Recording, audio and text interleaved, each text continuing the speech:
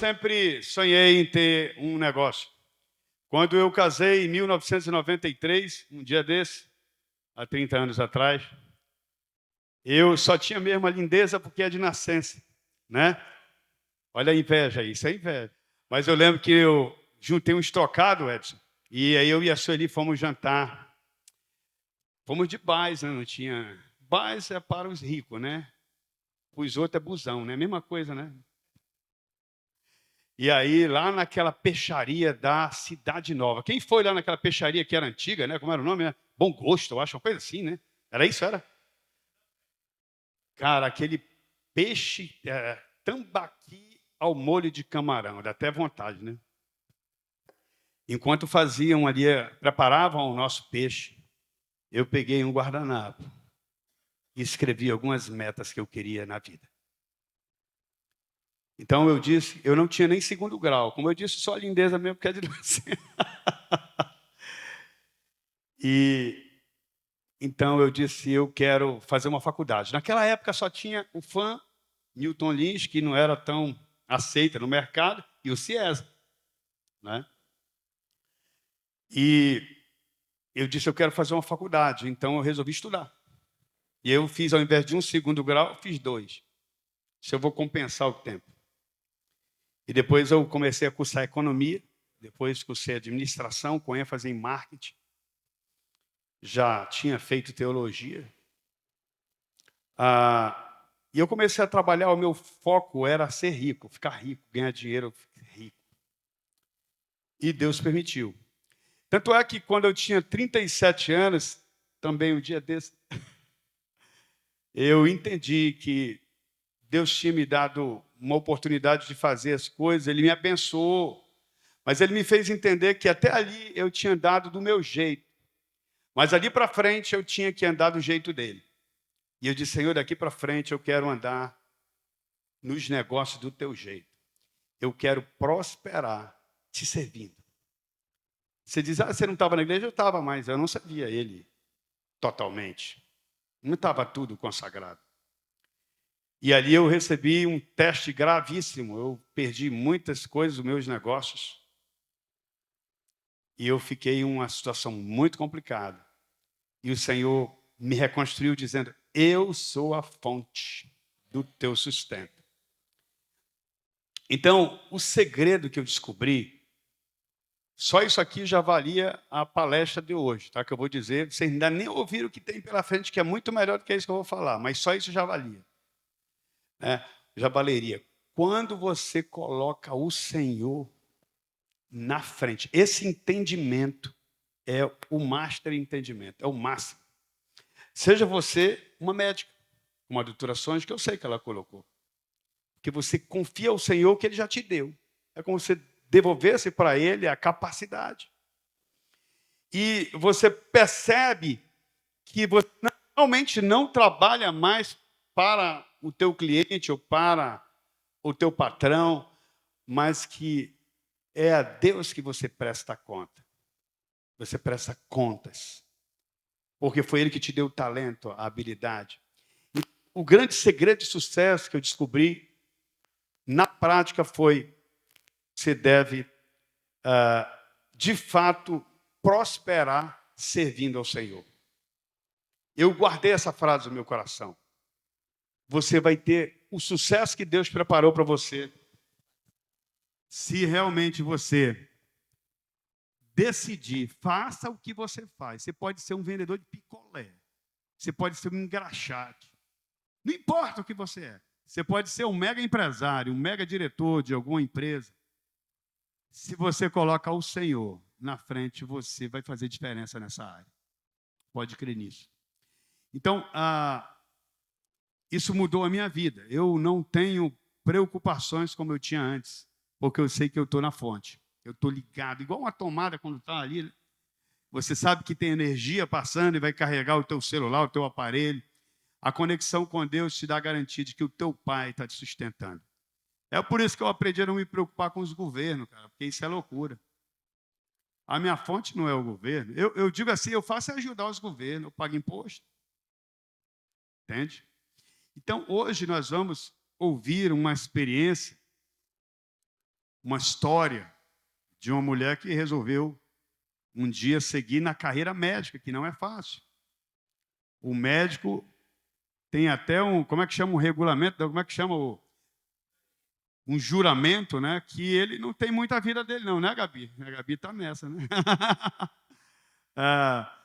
Então, a doutora Sonja, eu tenho observado há algum tempo o movimento dela e inclusive, ela já foi muito útil nas nossas vidas, na vida da minha família, como também deve ter sido útil na vida de muitos. E eu vejo nisso que realmente ela está conectada com o Senhor, porque a profissão dela é um presente que Deus deu a ela e que, através desse presente, Ele abençoa muitos.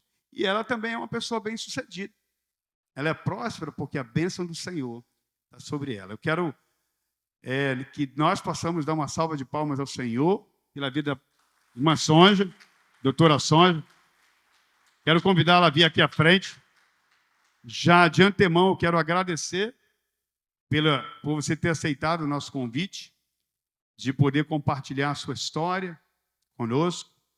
E eu sei que vai ser de grande edificação para as nossas vidas, de grande crescimento. Amém, igreja? Vamos estender as mãos e abençoar a nossa irmã aqui. Senhor, eu louvo o teu nome pela vida da tua filha, minha irmã, doutora Sonja. Usa ela nessa noite, com poder e com autoridade.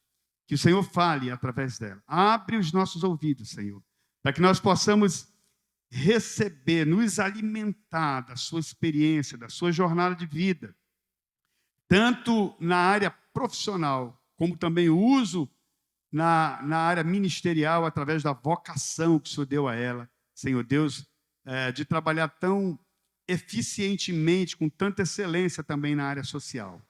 Que a honra e a glória sejam tuas, em nome de Jesus. Oramos, a igreja diz, amém. Deus te abençoe, mulher de Deus. Glória a Deus, amém? Primeiramente, eu estou muito feliz de estar aqui. Quando o pastor me convidou, eu falei, meu Deus, o que eu vou falar para os homens, né? Mas, assim, eu nunca digo não quando o Senhor me faz um convite. É sempre sim, só se realmente eu não puder. Porque eu sei que o direcionamento é dele. Quando ele coloca uma pessoa no coração da gente, assim, que é líder, para estar ali, é porque alguma coisa ele pretende com aquela pessoa. Eu sou Sonja Paixão Paiva.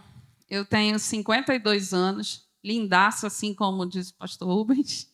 Eu tenho 28 anos de formado, eu sou ginecologista obstetra, eu sou casada com o Edson, e nós temos 3 filhas e uma neta, e uma cachorrinha Yorkshire. Ou seja, sou gente como vocês, tá bom? Antes de eu começar a relatar minha história, eu gostaria de compartilhar com vocês um versículo que está lá em João 3:27. Que diz assim, João respondeu, prestem atenção, ninguém pode receber coisa alguma a menos que lhe seja concedida do céu. Eu vou começar o meu relato fazendo alusão a esse versículo porque eu creio piamente que tudo aquilo que nós temos, que nós somos, é dom de Deus, é graça imerecida, é Ele que ministra na nossa vida. Cada um de nós nasce com ferramentas, né, que o Senhor ministra para que nós façamos e alcancemos tudo aquilo que Ele sonhou e projetou para a nossa vida quando a gente era assim, uma massa sem forma lá no útero da nossa mãe. E quanto mais rápido, irmãos, nós entendemos que nós não somos obra do acaso, nós nascemos com uma missão, nós nascemos para ser flechas na mão do arqueiro, e o arqueiro é Deus. E essas flechas, elas têm um alvo a ser alcançado. Quanto mais rápido nós entendemos isso, mais fácil nós conseguimos trilhar os caminhos que o Senhor tem para nós. Que caminhos são esses? A escolha da nossa profissão, do nosso cônjuge, dos amigos que vão frequentar a nossa casa, dos caminhos que nós vamos andar, a escolha de como, quando e com quem nós gastamos o nosso tempo e por aí vai. Aí você pode me perguntar assim, mas em relação à profissão, a gente faz essa escolha quando a gente está naquela transição, né, de menino para adolescente. E eles têm a consciência de quais são os planos de Deus? Eu creio que eles não conseguem contemplar, assim, a magnitude do que é a vida, e nem a complexidade, o poderio e a soberania de Deus. Mas aqui existe um papel muito importante dos pais na vida dos filhos, porque, assim, mesmo quando nós não conhecemos direito, quando os nossos pais nos apresentam a Deus, fazem com que a gente venha para a escola dominical, a gente começa a desenvolver um relacionamento com uma pessoa que a gente não entende muito, mas ali naqueles momentos que nós nos entregamos para esse Deus, ele vai direcionando a nossa vida. Os meus pais eram católicos e trabalhavam na igreja. Meu pai morreu, mas minha mãe ainda trabalha, como eu trabalho aqui. Então, eu cresci no meio de padre, de freira, de grupo de casal, de gente que amava servir a Cristo. E eu lembro que a minha mãe, ela obrigava a gente a ir para a missa. Às vezes eu ia para a missa e eu gostava daquela hora da consagração da hóstia, né? Que eu encostava a cabeça ali e eu dormia. Eu não entendia muito bem, mas foi nesse ambiente que eu comecei a desenvolver um relacionamento com o meu Deus. E foi esse relacionamento que me fez permitir escolher a profissão que eu escolhi. Gente, eu não sabia o que era ser um médico, eu não sabia quanto que médico ganhava, eu não sabia da responsabilidade do médico, mas eu ouvi uma voz do Espírito Santo que fez um chamado. Eu respondi aquele chamado e eu me preparei para fazer uma faculdade de medicina sem saber de todos os desafios que eu ia enfrentar. A minha família tem advogado, tem enfermeiro, tem assistente social, mas não tinha nenhum médico. Eu sou a primeira médica da minha família. E depois de mim, por causa do meu exemplo, tem muita gente aí sendo médico para a honra e glória do Senhor. Saibam que eu cresci dizendo que eu ia ser diplomata. Desde pequenininha, quando eu me entendi por gente. Eu não queria ser gari, eu não queria ser professora, eu queria ser diplomata. E aí eu fui estudar inglês, francês, japonês, eu fiz ciência da computação, né, os cursos que eu precisava. Só que quando eu tinha 15 anos, o meu amigo Espírito Santo me balançou e me fez escolher cursar o vestibular para a medicina. Eu quero dizer para vocês que eu tinha tanto medo de sangue que, se eu me cortava assim, eu me tremia toda, eu ficava branca, eu ficava quase para desmaiar. E aí o meu pai ficou muito preocupado, porque ele não falou para mim, né? Quando eu disse, vou prestar vestibular para medicina. Mas ele pensou, depois ele me falou, como é que essa menina vai fazer medicina se ela não consegue chegar perto do sangue? Ela não vai conseguir chegar nem na metade da faculdade. Só que o meu Deus me fez vencer esse medo também.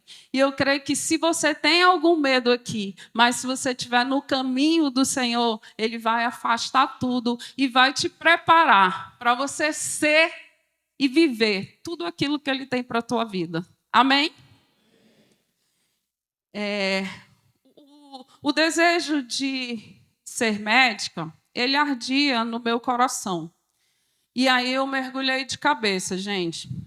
Eu não vou desprezar e nem menosprezar outras faculdades, mas, assim, para você ser médico, na minha época, né, eu tenho 52, eu passei para o vestibular com 15 anos, a gente estudava muito, porque só tinha uma faculdade, que era a Faculdade Federal, e, assim, eram 45 vagas para uma pessoa.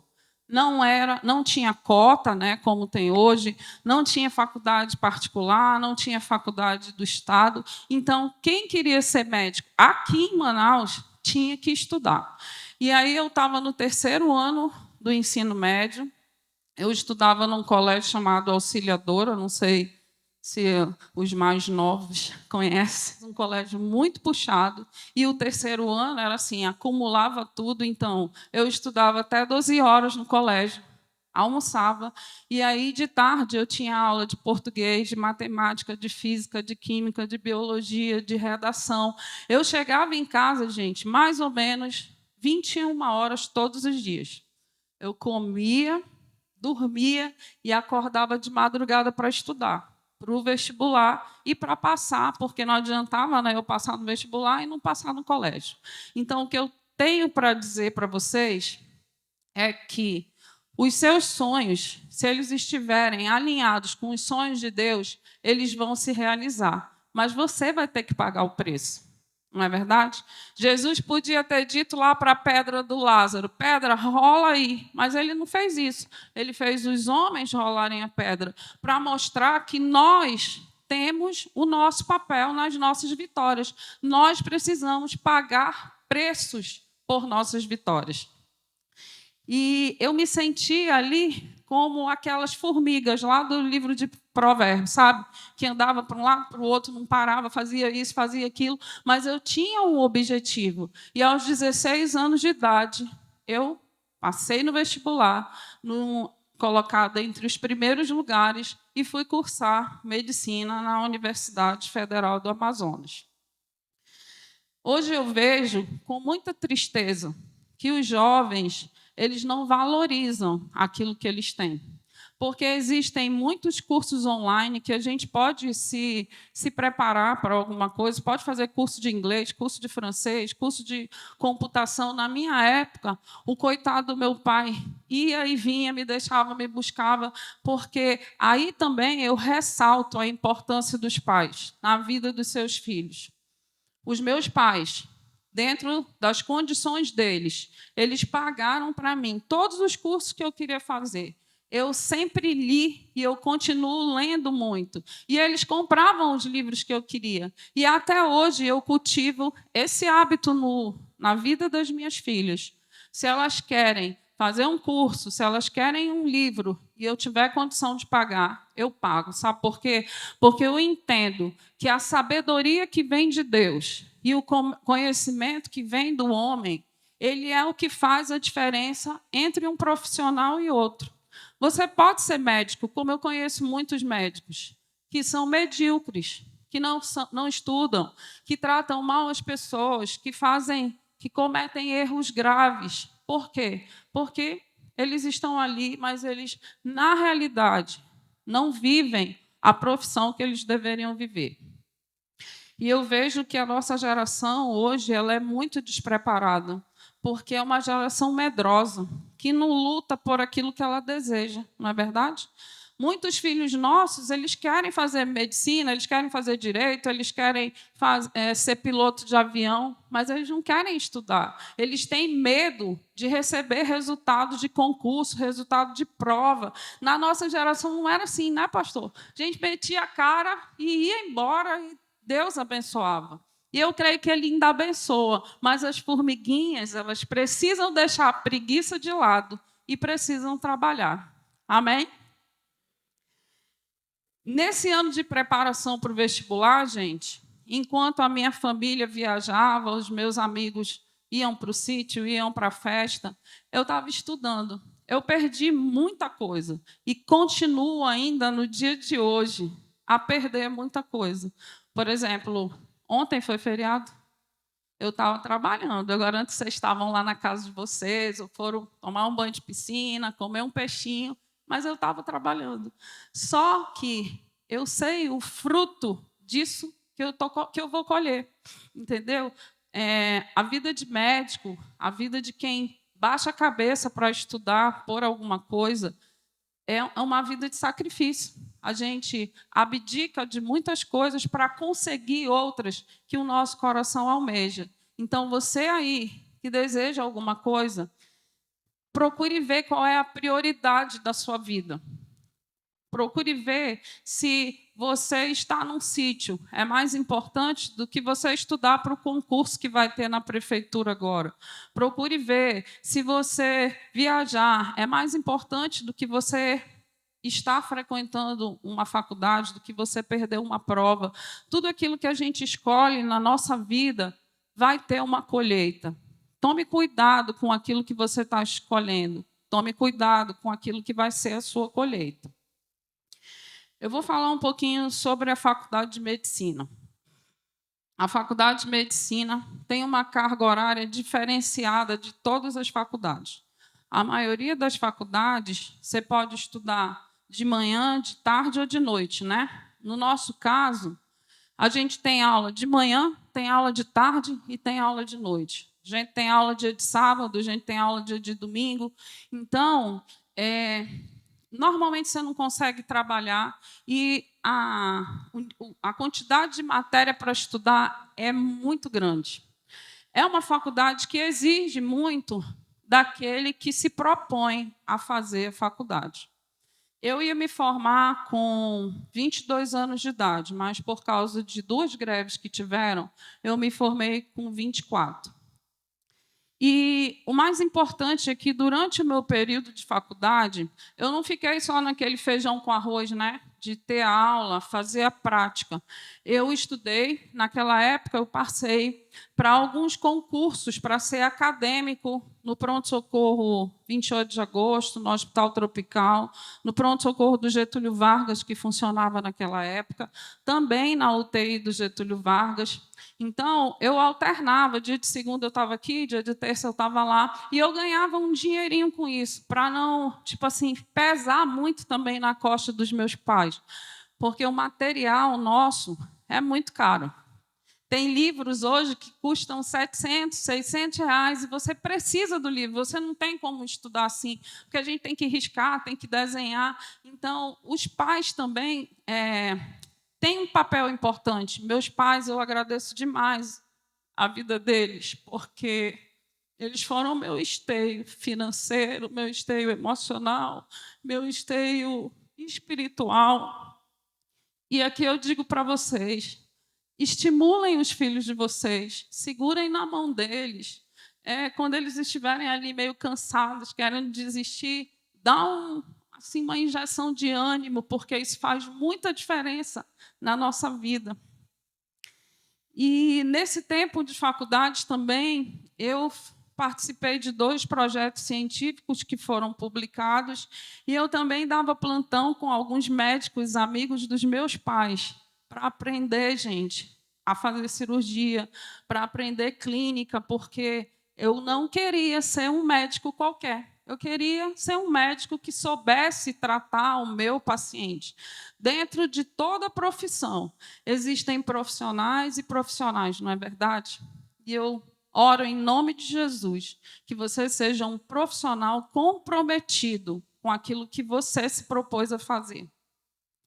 E aqui, mais uma vez, vou fazer alusão às formiguinhas lá de Provérbios 6. A Bíblia fala que elas trabalham como se elas não tivessem patrão, como se elas não tivessem alguém que mandava nelas. E é assim que nós devemos ser. Nós devemos agir em tudo aquilo que a gente vai procurar fazer como se não fosse para o nosso patrão, não fosse para o nosso professor, mas fosse para alcançar aquilo que nós desejamos. A faculdade é um tempo árduo, mas eu vivi 8 anos com uma turma de 40 pessoas maravilhosas. E até hoje nós temos laços muito estreitos, porque o médico ele tem a família dele, física, né? Ele tem a família da faculdade, imagina só. Eu passava com eles, no mínimo, 12 horas por dia, todos os dias, durante 8 anos. Então, é um casamento, né? Tem casamento que não dura tudo isso. E até hoje nós nos relacionamos muito e nós estimulávamos um ao outro. A nossa turma era uma turma que brincava muito, mas nós éramos meio nerds, a gente sentava a cabeça e estudava mesmo. E isso faz toda a diferença, sabe por quê? Desde a nossa vida acadêmica, as pessoas estão de olho em vocês.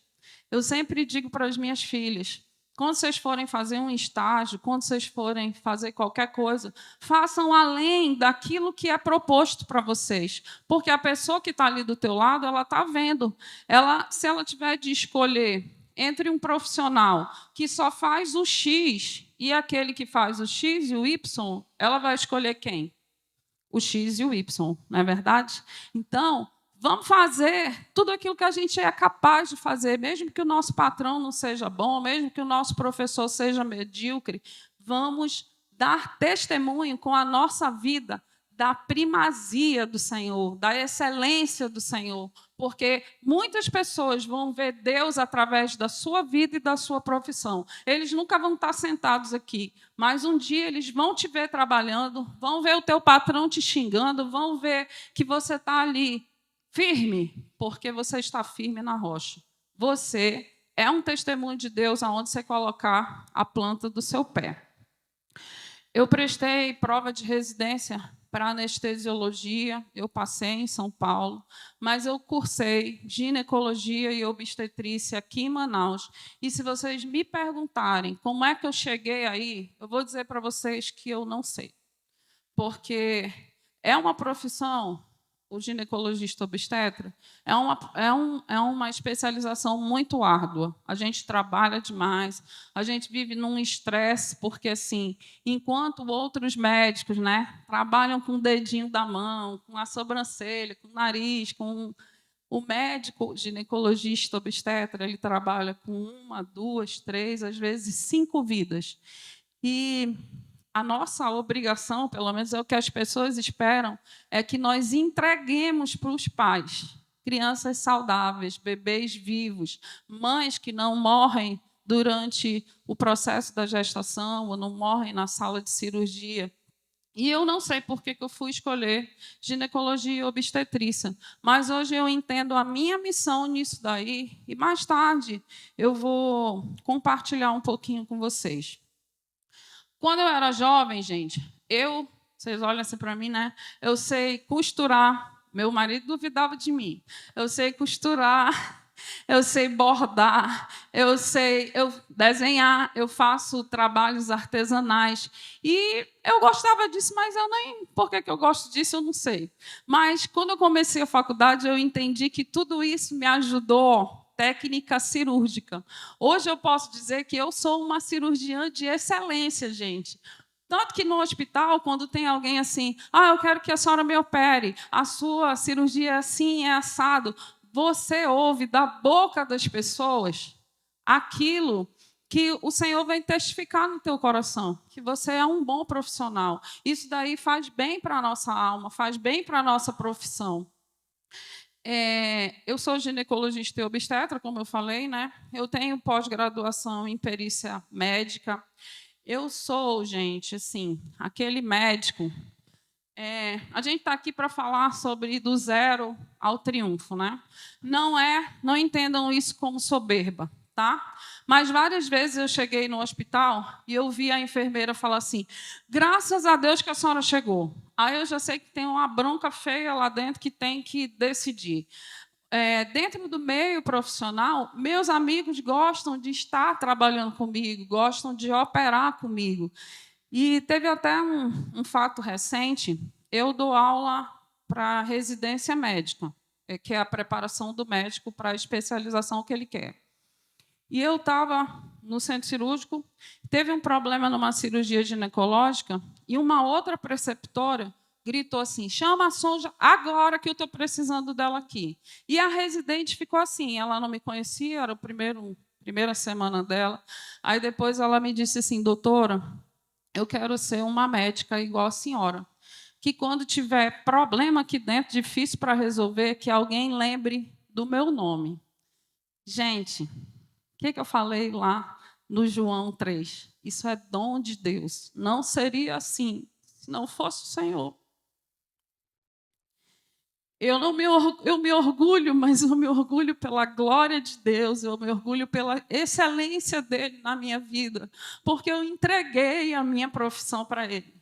Eu sempre, quando tem coisa muito difícil, eu estou muito atribulada, eu e o Edson, a gente ora. E antes eu já orava: Senhor, as minhas mãos são tuas, elas são consagradas a ti. A minha profissão é consagrada a ti, que tu me uses para ajudar pessoas. Eu sei que tem pessoas aqui que já foram ajudadas por mim, e elas podem testemunhar que eu não estou sendo soberba, eu estou sendo real naquilo que Deus me preparou e que Ele permite que eu viva. E eu espero que vocês também sejam assim, que aonde vocês estiverem, alguém possa dizer, chama o fulano, porque ele é um profissional de excelência. Como eu falei, eu dou aula, faço preceptoria para residência de ginecologia e eu também dou aula para os alunos de medicina da FAMETRO.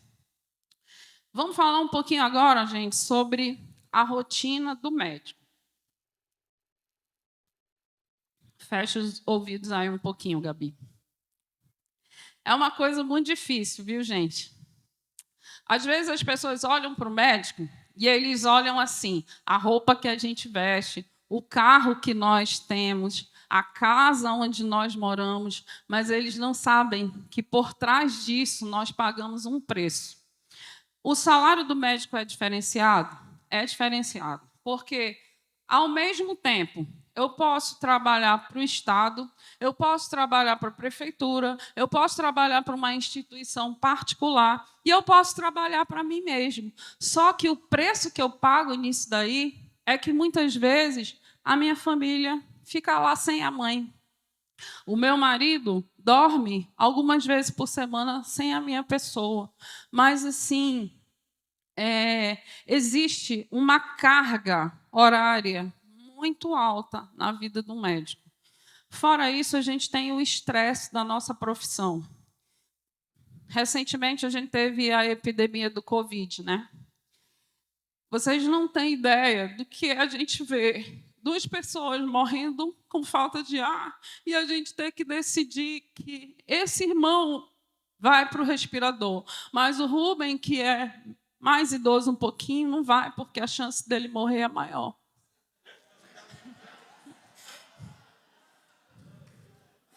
Vocês não têm ideia de quando chega um filho como o da Jusce, né? Entre a vida e a morte, que a gente não tem o que fazer ali. Você dar notícia para um pai, dar notícia para uma mãe, que só Jesus na vida dele. Vocês não têm ideia do que é você pegar uma cirurgia que a paciente está entre a vida e a morte.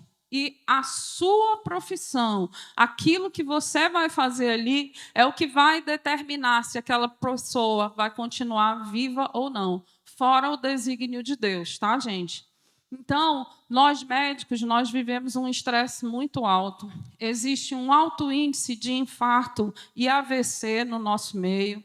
E fora as perdas que nós temos, né? De estar com a nossa família, de estar no aniversário. Muitas vezes vocês estão comemorando Natal e Ano Novo e a gente está tendo que trabalhar porque está escalado e tem que ir. Então, não é só louro, tem muita coisa por trás. A questão do carro, Edson até implicava comigo. Por que que os médicos têm carros que são carros assim, acima do padrão? Deixa eu explicar uma coisa para vocês. Muitas vezes a gente dorme dentro daquele carro, de tão cansado que a gente está. Algumas vezes eu chegava em casa, eu estava com tanto sono que eu tirava uma soneca no carro antes de ir para o apartamento. Vocês já viveram alguma coisa assim na vida? Não, né? Então, a gente precisa de conforto. E, assim, muitas das vezes a gente está ali no trânsito. Não sei se vocês já viram vários acidentes que os médicos batem carro, atravessam a rua. É porque, num minuto, a gente dorme. E aí o carro tem que ter um alarme para fazer você acordar. Não é uma questão de luxo, mas é uma questão de necessidade. Fora que o carro da gente parece, assim, um flat. Tem tudo lá dentro, tá bom? É só assim, porque é o outro lado, né? A gente vê muito o médico, a posição social. Por exemplo, quando você está ali no consultório, principalmente se você estiver de plantão, parece que nós não somos humanos. A gente não tem direito de ir no banheiro fazer xixi, beber água, fazer necessidade. Você não pode adoecer. O paciente fica indignado se você tirar férias, transferir a sua agenda. Quer dizer, parece que nós somos robôs, mas nós não somos. Nós somos carne, como vocês são. Só que, apesar de toda essa dificuldade, é muito bom quando a gente olha no sorriso de uma pessoa que a gente conseguiu salvar a vida. É muito bom, no meu caso, quando eu vejo os pais chorando pela vida que eles trouxeram. É muito bom quando eu consigo, por exemplo, ajudar uma irmã que estava sangrando há mais de 5 anos. E eu fiz a cirurgia dela e hoje ela tem qualidade de vida. É muito bom você ver o resultado do fruto do teu trabalho. É árduo? É, mas tem muita recompensa. E no nosso caso, no meu caso, que sou uma médica, que além de tudo eu procuro viver o ID do Senhor, eu sei que, eu até brinco assim, que muitos pacientes dizem assim, doutora, que Deus lhe pague. Aí eu falo com Deus, olha, mais um aí para minha conta, tá vendo? Porque você sabe que você está trabalhando para o Senhor. Eu lembro que uma vez eu convidei um amigo meu, que é filho de um pastor daqui da igreja, para ele vir atender aqui, que a gente atende aqui, né? E ele falou assim, eu não vou não, eu não trabalho de graça para ninguém. Eu só vou trabalhar se alguém me pagar uma consulta, alguma coisa assim. Gente, eu fiquei meio baratinada, porque a gente trabalha para Deus. Ele é filho de pastor.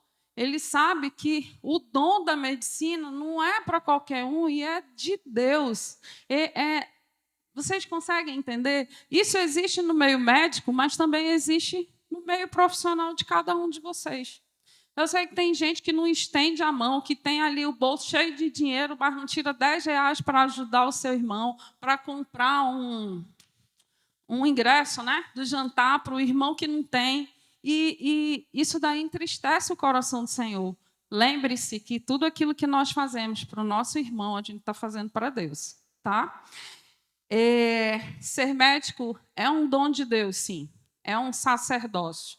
Eu sempre falo para os meus alunos que se eles estão fazendo medicina apenas pelo dinheiro, pela posição, que eles abandonem essa profissão. E sempre digo para aquelas pessoas que querem fazer medicina, inclusive, Gabi, eu louvo a Deus pela sua vida, porque você não desistiu. Quando você quer ser médico, gente, você tem que investir, você tem que estudar, porque se você não for ser médico, você vai ser um profissional frustrado. Mas, do mesmo jeito, se você faz uma faculdade de medicina para ser médico, visando lucro, você vai ser um profissional medíocre, você não vai tratar bem as pessoas, você não vai reagir muito bem à carga, à pressão, e não vai dar um bom testemunho da faculdade que você fez.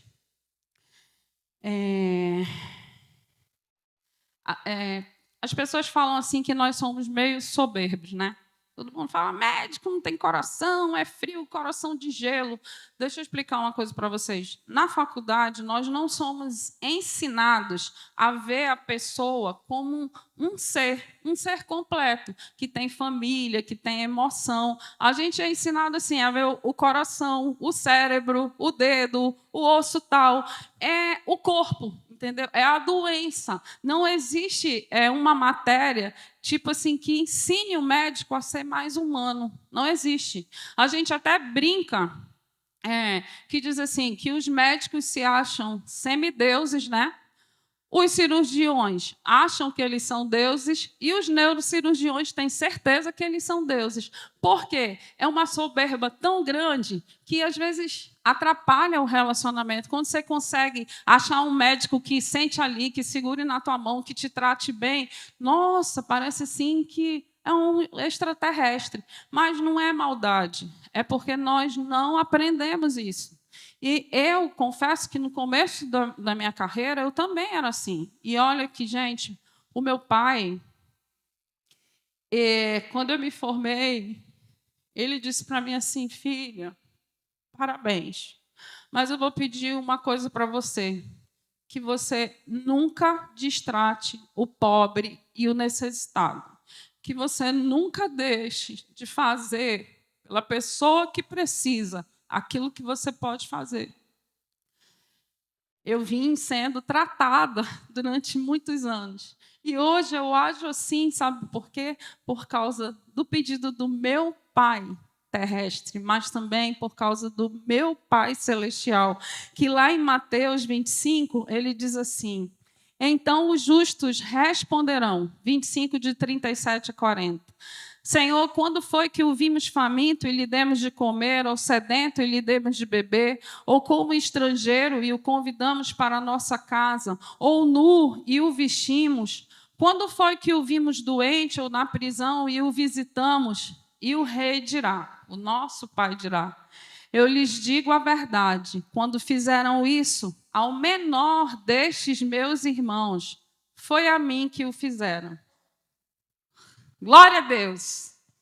Já pensou? Ajudar o próximo tem alegria, gente. Quando você ajuda o próximo, tem salvação. Se você ajuda o próximo, você pode chegar lá no dia do juízo final, quando Jesus foi separar as ovelhas lá dos bodes e dizer: Senhor, eu tenho um testemunho, está aqui. E ele vai te dizer: vinde, bendito do meu Pai. Sabe por quê? Porque você ajudou o necessitado. E eu aprendi isso, gente, com o meu tempo de crente, que nossa, eu tenho tanta alegria. Edson sabe disso, de ajudar um irmão necessitado, uma mulher que precisa de uma cirurgia, mesmo que, tipo assim, ela pague R$ 3.000 no cabelo, na sobrancelha, no botox, e não queira pagar a consulta médica e nem a cirurgia que a gente cobra. Mas é tudo dom de Deus, é por Ele e para Ele. Então, existe prazer em ajudar o próximo. Eu não sei qual é a sua profissão, né? Mas reflita nisso nessa noite. Não adianta você ter dinheiro se você não estende a mão para ajudar o seu próximo. Não adianta você ser um advogado bem-sucedido se você não consegue orientar um irmão no momento de desespero. Não adianta você ser um pedreiro bem-sucedido se quebrou o cano da casa do teu irmão e ele não tem dinheiro e você não vai lá ajudar. Existem vários níveis de ajuda. Existe um jargão, né, que diz que ninguém é pobre demais que não possa dar e nem rico demais que não possa receber. Você pode, dentro da sua profissão, do mesmo jeito que eu posso, ajudar uma pessoa necessitada e você vai estar agradando o coração do seu Deus. Em relação ao uso da minha profissão para ajudar o próximo. Para quem não sabe, eu sou líder do Ministério de Mulheres daqui da igreja. Eu sou líder do Ministério de Coral e eu sou líder do Ministério de Ação Social, que é um ministério que cuida dos dentistas, dos médicos, dos advogados, psicólogos. E aí você pode pensar assim: ela faz isso porque ela tem tempo. Saiba que essa não é nem de perto a verdade. Eu estou aqui hoje, como eu falei, eu nunca digo não, mas eu estou saindo de 36 horas de plantão. Várias vezes vocês me veem aqui na igreja, às vezes eu estou assim, eu não falo com a pessoa, não é nada, não, é que eu estou cansada. Meus olhos estão querendo fechar. Mas eu sei que quando eu sirvo o Senhor, quando eu faço algo para Ele, Ele restaura as minhas forças. Amém, Alvinha? Ele abençoa a minha família. Ele me dá provisão, ele me dá proteção, ele me cura, gente. Médico também adoece, às vezes eu estou aqui que só a misericórdia de dor. Mas eu entendo que o meu papel no reino é esse, é servir dentro da igreja, é ajudar. Muitas pessoas conhecem o meu testemunho, né? Que as minhas filhas, elas se afastaram da igreja por causa de um problema que teve aqui, que eu fui levar minha mãe para ver o carnaval, e aí gerou uma confusão toda dentro da igreja. E elas se afastaram. E quantas vezes eu vim aqui para a igreja orar, cantata de Páscoa, orar pela libertação das pessoas, e o diabo ficava aqui, ó. O que adianta você orar se as tuas filhas estão lá? No Natal, eu pedia, Senhor, que as pessoas entendam a mensagem do Natal, Jesus, que tu vieste para morrer por amor a nós. E aí, Satanás, não, você faz isso? Para quê? Se as tuas filhas estão perdidas lá no mundo. E uma coisa que o meu pastor me falou: te acalma, elas vão lá, mas elas vão voltar, porque a semente foi plantada. E o Senhor falou para mim, minha filha, enquanto você cuida dos meus pequeninos, eu cuido das suas filhas. Esse ano a gente teve muitas vitórias, eu e o Edson. em relação aos nossos filhos. Elas estão voltando para Jesus. Sabe por quê? Porque enquanto eu faço alguma coisa para o Senhor, Ele cuida dos meus, gente. Não se preocupe. Muitas vezes eu cheguei em casa assim, 10 horas eu saía daqui, 9h30, chegava em casa, ia tomar um banho. Eu estava muito cansada e elas precisavam de mim. Então eu dizia: vocês me deem 30 minutinhos, eu vou ficar aqui na minha caixinha do nada e aí a gente vai já conversar. E aí eu ia para a cozinha com elas. Quando eu via, era 1h30, 2 horas da manhã. E no outro dia eu tinha que sair para trabalhar. Mas, assim, isso foram sementes que foram plantadas na vida delas, que eu creio que vão florescer com frutos de salvação, de libertação, de serviço. Essa minha filha que está aqui, ela, daqui a 3 anos, ela vai se formar em medicina. E desde cedo eu tenho ensinado a ela que ela tem que servir o próximo. Nessa campanha do Outubro Rosa, ela foi em vários lugares explicar, falar sobre a questão do câncer de próstata agora esse mês, na questão do câncer de mama, porque nós somos o espelho daquilo que os nossos filhos vão aprender. Se você exerce uma profissão com amor, se você exerce um ministério com amor, e se você usa as duas coisas para glorificar a Deus, os teus filhos eles estão vendo. Deixa eu contar uma coisa para vocês rapidinho, antes de terminar. Quando elas eram menores, assim, uns 8 anos, eu sempre ficava: minha filha, o que é que você vai ser? Para a gente tentar direcionar, né? Quer ser isso, quer ser aquilo. Aí uma disse para mim assim: mãe, eu vou ser professora. Beleza, essa médica aqui. Eu vou ser professora. Eu, tá bom, então vamos trabalhar nisso. Aí a outra disse, eu falei: e tu, Bequinha, a mais nova, vai ser médica? Ela virou para mim e disse assim: eu nunca na vida que vou ser médico, porque médico tem filho e não cuida.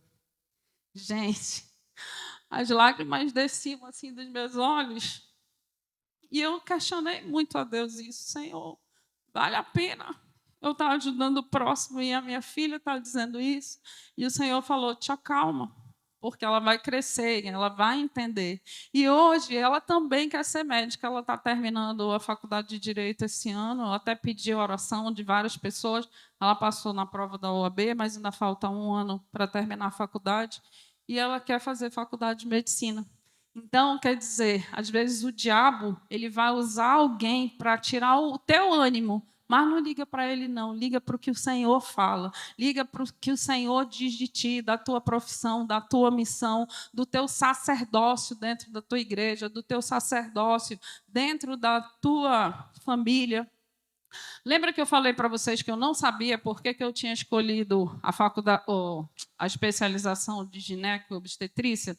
Eu fui fazer o curso do Haggai aí há alguns anos atrás e eu entendi, né, que aquele primeiro momento que a criança nasce, ela pode ser abençoada ou não. E eu decidi ali que todo bebê que eu trouxesse à vida, eu ia abençoar. Não importava se o pai era crente, se o pai era macumbeiro, se o pai era ateu, todas as crianças. A Alva sabe disso e o Jorge também. Eu abençoo, eu consagro, eu digo que elas vão ser homens ou mulheres, segundo o coração de Deus. E ali tem um impacto no mundo espiritual, gente.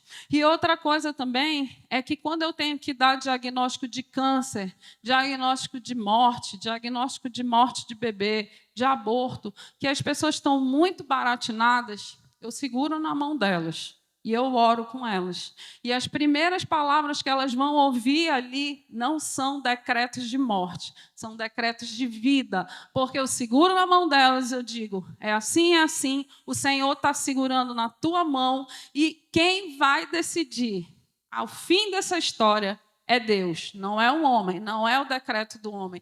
E só ali eu creio que tem um impacto espiritual. Eu já recebi tantas mensagens, tanto retorno de coisas assim, que eu nem lembrava. Um dia uma irmã chegou, ela é até missionária, ela disse: doutora, eu estava com um cisto, e era um cisto com suspeita de ser maligno, e a senhora orou por mim. E eu quero lhe dizer que eu fui curada. Eu não fui, eu tomei posse daquela oração. E hoje eu estou curada para a honra e glória do Senhor. Mês passado, uma funcionária da maternidade chegou comigo e disse: doutora, a senhora lembra de mim? Gente, essa pergunta para a gente é muito complicada. Quando não, eles pegam os bebezinhos, né, que a gente viu bebê, aí diz: a senhora lembra desse daqui? A gente fica em palpo de aranha, como diz assim. Aí ela disse assim: eu estava perdendo meu bebê, eu estava muito desesperada, ele tinha morrido, e a senhora me escreveu uma cartinha com um versículo bíblico e me falou do poder de Deus e que Jesus estava comigo naquela hora. E eu quero lhe dizer que aquela cartinha eu guardo até hoje, e foi ela que me fez passar, junto com Deus, aquele momento difícil da minha vida.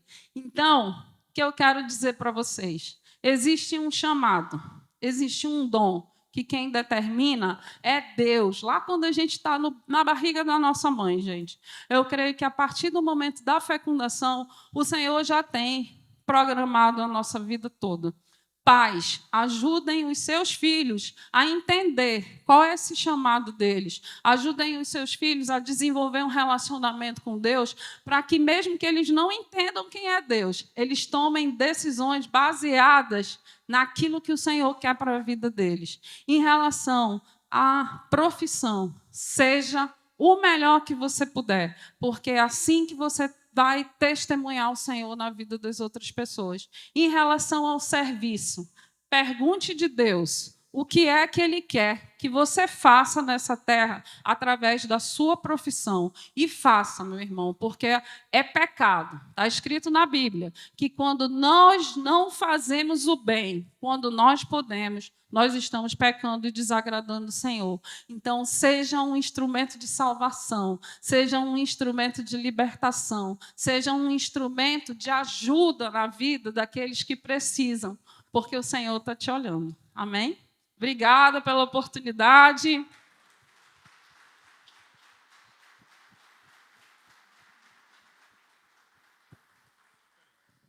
Glória a Deus. Muito bom, muito obrigado, doutora Sonja. A gente que, à medida que vai passando o tempo, né, mesmo sendo jovem, eu achei que houve ali uma confusão. Ali, o único momento na palestra que não foi assim, foi aquela confusão, porque, na verdade, o jovem estava aqui, entendeu? Mas deu certo. Foi... Errei. Ai, ai, ai. Tem que sorrir um pouco, né, gente boa? Então, assim, eu fiquei muito tranquilo quando eu vejo que uma pessoa que tem no seu DNA a excelência. Você tem que fazer as coisas com excelência. Quando eu era mais jovem ainda, eu li um livro do Chuck Swindoll, o Charles Swindoll, chamado Em Busca da Excelência. Eu ainda tenho esse livro bem velhinho. E tudo que o Senhor tem colocado para mim, eu falei para vocês nas semanas atrás, anteriores, que é o meio que você tem de servir. Você, mas eu não trabalho, eu sou mãe. Seja uma excelente mãe. Dê o seu melhor. A minha esposa, o negócio dela é cuidar da família e de mim. Esse é o negócio dela. E ela faz com excelência. Eu falei da Madre Teresa de Calcutá. Eu volto sempre isso, porque a gente pensa que esse encontro aqui é só para quem tem negócio. O seu negócio é o que Deus colocou na sua mão. Faça com excelência. Porque se você fizer com excelência uma pequena oportunidade que Deus te dá, lembra lá da parábola dos talentos, né? Ele vai te dar mais. E você vai crescer, porque você está sendo fiel no pouco. Sobre muito eu vou te colocar. E faça isso desde o começo. Eu gostei muito do que a doutora Sonja orientou. Fique atento para os seus filhos, para aquilo que ele vem, que ele traz de talento, de dons, porque é ali que Deus vai usá-lo. Não é? Quero convidar aqui à frente, então, o Edson, esse jovem também. Nós somos jovens. Né? Cadê a sua filha? Já foi? Saiu, né, com a neném? Eu quero orar por eles, eu quero que vocês fiquem de pé. Nós vamos, mais uma vez, abençoar aqui esse casal e também toda a família, para que eles continuem sendo bênção de Deus sobre essa terra. Senhor, eu louvo teu nome pela vida desses queridos irmãos que nós amamos tanto. Obrigado, meu Deus, porque através do trabalho da doutora Sonja, do Edson, das suas filhas, é possível ver a tua mão, é possível ver a tua presença. Eu peço ao Senhor que os livre de todo o mal, de toda a cilada do maligno, de toda a emboscada, da inveja, do olho gordo, do perseguidor, que o Senhor possa guardá-los debaixo das tuas santas asas e que eles continuem cumprindo com excelência o propósito que o Senhor tem na vida deles sobre essa terra. E que eles continuem sendo resposta tua na vida de muitos, Senhor. Como nós ouvimos aqui muitas histórias, que essa tua filha, muitas vezes, falou do teu amor para alguém que estava desesperado, que precisava da tua luz, da tua direção. Dá a ela também, e a ele, e a sua família, saúde, Senhor. Saúde física, emocional e espiritual. E que o trabalho das mãos deles prosperem com a tua bênção, em o nome santo de Jesus. A igreja diz, amém. Amém, eu creio. Muito obrigado.